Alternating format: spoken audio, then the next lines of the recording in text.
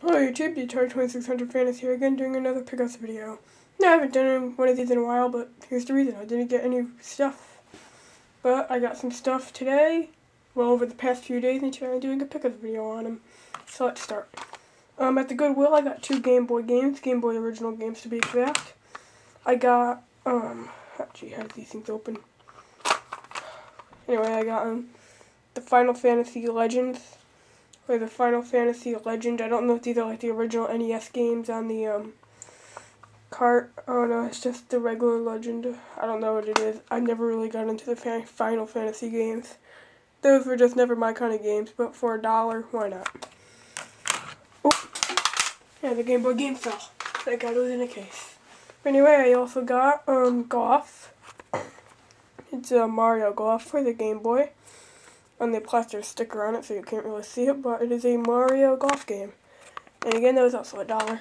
So 2 Game Boy games for $1. They also had a Game Boy Advance there with a game for around $8 in general. Don't really need another Game Boy Advance. I already have like 3 of them. So what's the point with it getting another one? And for $8, I'm not going to spend that much. Anyway, also I got there, this was on sale. It was originally $2, but it was on sale for $1. For 8 megabyte PlayStation 2 memory card. And I figured that this could be good for when I'm doing my GTA San Andreas missions, because my Xbox memory card is on crack. Because whenever I got up to this certain mission, without any using cheats, I save the game, go to the next mission, save that mission, then I go back and I do the mission before that mission. I know, it sounds crazy, but you know. Anyway, PlayStation 2 memory card. And let me ask you something about this. I got a new PlayStation 2 memory card, and because I don't want to use the Xbox one because of that glitch it has, what do you think, like, if I take this one and put it in my PS2, because this one has no saved data for the, San Andreas on the PS2, what would you rather see? Would you rather see the missions on this TV right here, where it'd be all blurry and everything with the, lines going through it in bad quality, or would you rather see it in the living room, where it would be no bad quality, just a little, just might be have a little bit more light to it, or, well, it would definitely have better quality, obviously, but the PlayStation 2 is all hooked up in here, so I'd have to unhook it whenever I want to do one of these videos. So let me think what you think about that, because I can't do them in my room, obviously, because my screen is so small, and for some reason my camera compresses everything together, and you see the sides of everything, because it's a widescreen camera, I don't know. But anyway, done with that. Savers. I was making a Jason Voorhees costume for Halloween.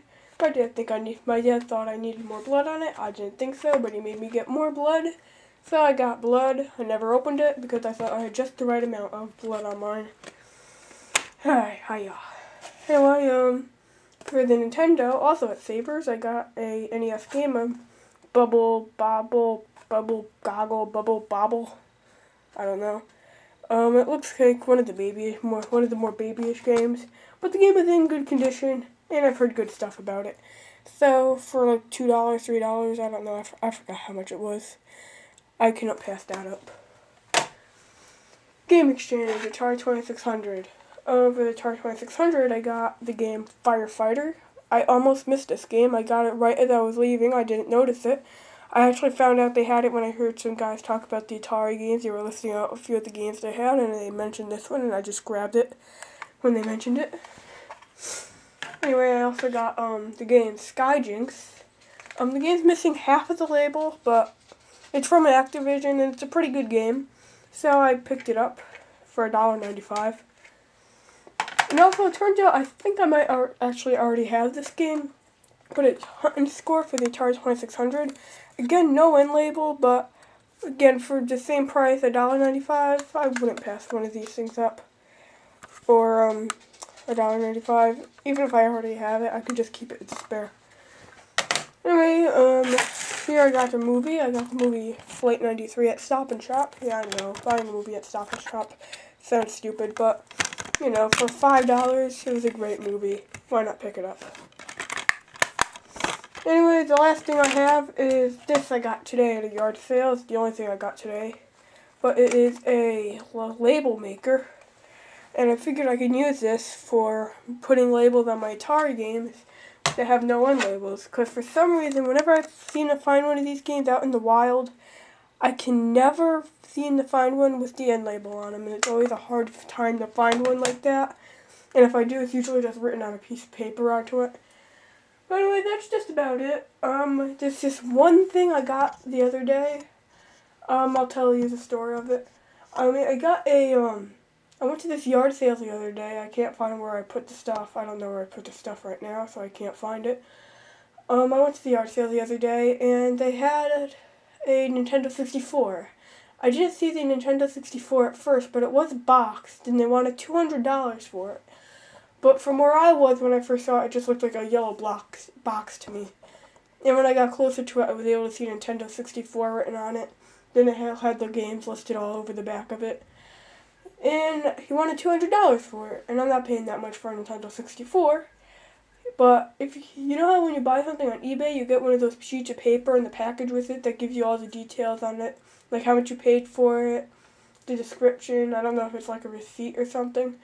But he had one of those on it, and it said it was a brand new Nintendo 64 and he bought it for $500. And still, if you know me, you knew I'm not a Nintendo 64 kind of guy. I never really was. It's not a bad system. Just that I was never, for some reason, able to get into the 64-bit gamings. I don't know if that's because the controllers were kind of awkward, or a lot of them just were failed systems. But however, I do have a pretty good Nintendo 64 collection, which I do occasionally play. But, you know. But what I did get there, these are the stuff I can't find, were 2 Sega Saturn games.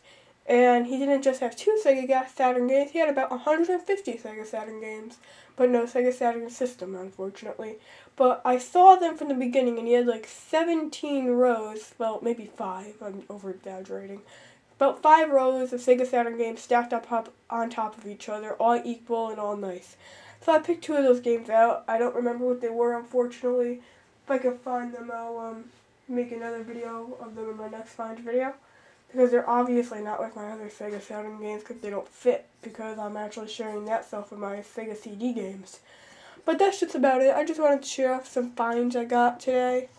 If anyone can tell me how the hell I worked this thing, please let me know because I don't know. But that's just about it. Thank you for watching and have a good day. Bye.